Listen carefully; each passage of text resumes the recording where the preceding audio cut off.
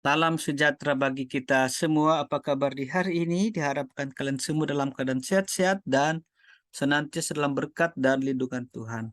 Sebelum kita lanjut, di subscribe, like, dan komen channel ini.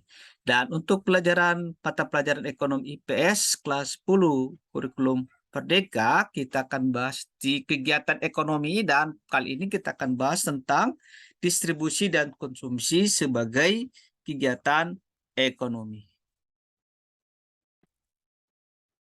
Kita mulai di distribusi. Satu, pengertian distribusi. Distribusi adalah kegiatan yang dilakukan oleh orang atau lembaga untuk menyampaikan barang atau jasa dari produsen ke tangan konsumen yang membutuhkan. Orang atau lembaga yang melakukan kegiatan distribusi disebut distributor. Kegiatan distribusi. A. Pembelian merupakan kegiatan membeli barang dari produsen. B. Pemilihan dan pengelompokan barang merupakan kegiatan memilih dan mengelompokkan barang yang dibeli sesuai bentuk, ukuran, dan mutu barang. C. Pembungkusan dan pengepakan merupakan kegiatan membungkus dan mengepakkan barang yang sudah dipilah dan dikelompokkan. Tujuan kegiatan ini agar barang tidak cepat rusak, mudah diangkut, dan menarik perhatian konsumen untuk membeli barang tersebut. D. Penggudangan merupakan kegiatan menyimpan sementara di dalam gudang barang yang dibeli tetapi belum bisa langsung dijual. Penyimpanan barang di gudang terkadang dilakukan sambil menunggu harga meningkat. E. Pengangkatan dan pengangkutan merupakan kegiatan memindahkan barang dari lokasi pembelian ke gudang, kemudian dari gudang ke pabrik, ke toko, atau ke lokasi konsumen. 2. Pihak-pihak dalam distribusi. A. Agen merupakan perantara yang melakukan pembelian dan penjualan dengan perjanjian. Agen ada terbagi dua, yaitu agen pembelian adalah agen yang khusus melakukan perjanjian pembelian, dan agen penjualan adalah agen yang khusus melakukan perjanjian penjualan. B. Maklar merupakan perantara yang menjual atau membeli barang atas nama orang lain. Maklar mempertemukan penjual dan pembeli untuk melaksanakan transaksi jual-beli. Maklar mendapatkan kurtasi atau imbalan yang berupa uang atas barang atas jasanya tersebut. C. Komisioner merupakan perantara pemasaran seperti maklar yang menguasai atau memiliki barangnya. Komisioner tidak hanya mempertemukan penjual dan pembeli saja, namun juga bisa membeli atau menjual barang atas nama sendiri. Komisioner mendapat imbalan berupa komisi.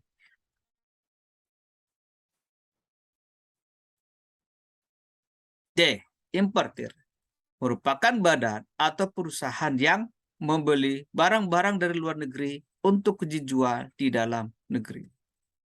E. Eksportir merupakan badan atau perusahaan yang menjual barang-barang yang dihasilkan oleh produsen dalam negeri ke luar negeri. F. Pedagang besar atau grosir merupakan pedagang yang membeli dan menjual barang dalam jumlah besar. Umumnya, pedagang besar tidak menjual langsung barangnya kepada konsumen, namun melalui pedagang eceran. G.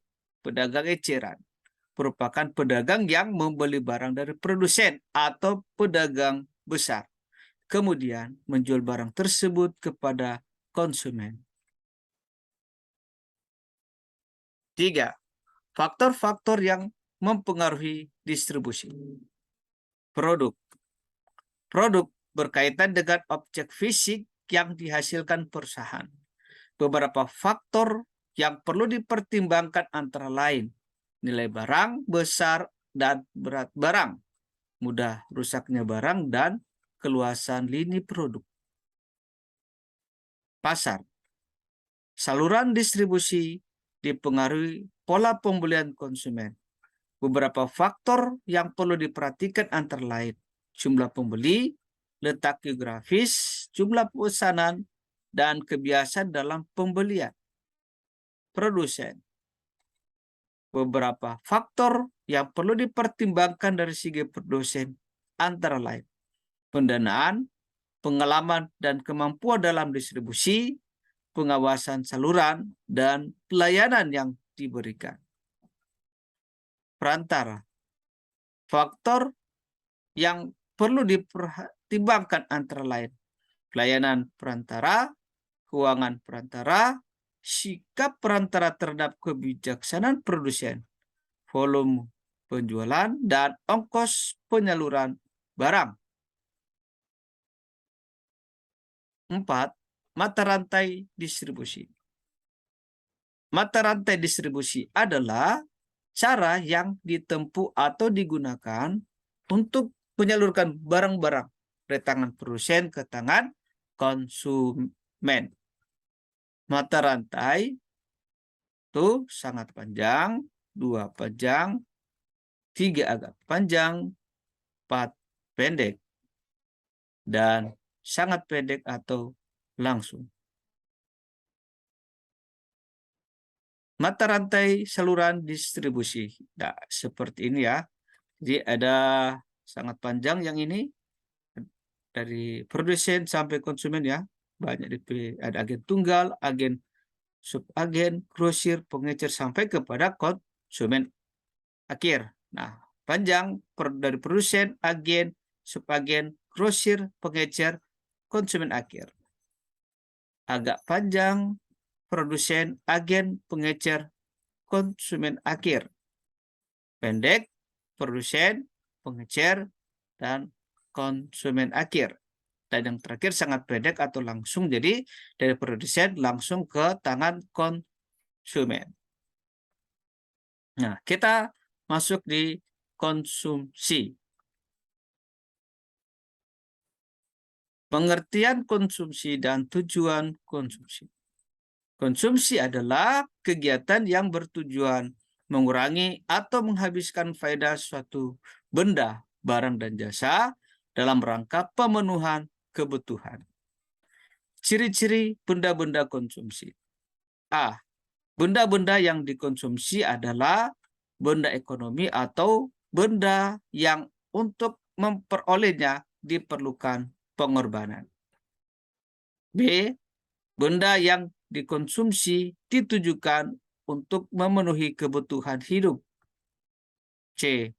Manfaat, nilai, ataupun volume barang-barang yang digunakan tersebut akan habis sekaligus atau berangsur-angsur. Atas dasar habis tidaknya suatu benda pada saat dikonsumsi, benda konsumsi dapat dibedakan sebagai berikut. A. Benda yang habis dalam sekali pemakaian. Contoh adalah makanan, minuman, dan obat-obatan. B. Benda yang pemakaiannya berulang-ulang atau pemakaiannya dalam waktu relatif lama. Contoh, pakaian, sepatu, tas, laptop, dan handphone. Tujuan kegiatan konsumsi adalah untuk memenuhi kebutuhan hidup secara langsung. Oleh karena itu, penggunaan benda-benda di luar tujuan tersebut tidak dikategorikan sebagai kegiatan konsumsi. Faktor-faktor yang mempengaruhi konsumsi. Faktor ekonomi. A. Tingkat pendapatan.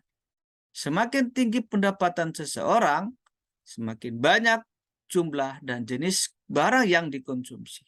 Sebaliknya, semakin kecil pendapatan seseorang, semakin sedikit atau terbatas jumlah dan jenis barang dan jasa yang dikonsumsi. B. Tingkat harga barang dan jasa. harga barang dan jasa mempengaruhi tingkat konsumsi. Semakin tinggi harga barang dan jasa, semakin sedikit jumlah barang dan jasa yang dikonsumsi. Sebaliknya, semakin murah harga barang dan jasa, semakin banyak jumlah barang dan jasa yang dikonsumsi. C. Ketersediaan barang dan jasa. Ketersediaan barang juga mempengaruhi konsumsi. Walau uang tersedia, tetapi apabila barangnya tidak tersedia, kita tidak bisa mengonsumsi barang tersebut. Faktor non-ekonomi. A. Jumlah tanggungan keluarga. Semakin banyak jumlah keluarga atau tanggungan keluarga, maka semakin banyak pula jumlah dan jenis konsumsi keluarga yang bersangkutan. Sebaliknya, jika sedikit jumlah keluarga atau tanggungan keluarga, maka akan semakin sedikit jumlah dan jenis barang yang dikonsumsi. B. Tingkat pendidikan. Semakin tinggi tingkat pendidikan seseorang, semakin beragam kebutuhan orang tersebut. C. Tempat tinggal. Lingkungan tempat tinggal juga memengaruhi konsumsi seseorang. Kebutuhan orang yang tinggal di daerah beriklim dingin akan berbeda dengan orang yang tinggal di daerah beriklim panas. D. Lingkungan sosial, budaya agama, dan adat istiadat. Lingkungan sosial, budaya agama, dan adat istiadat juga mempengaruhi konsumsi seseorang. Contoh, dari segi makanan. Umumnya, orang dari suku Jawa suka makanan yang manis, sedangkan orang dari suku Minahasa suka makanan yang pedas. Oke, terima kasih. Demikianlah materi kita telah selesai. Tetap semangat belajar. Tuhan memberkati kita semua.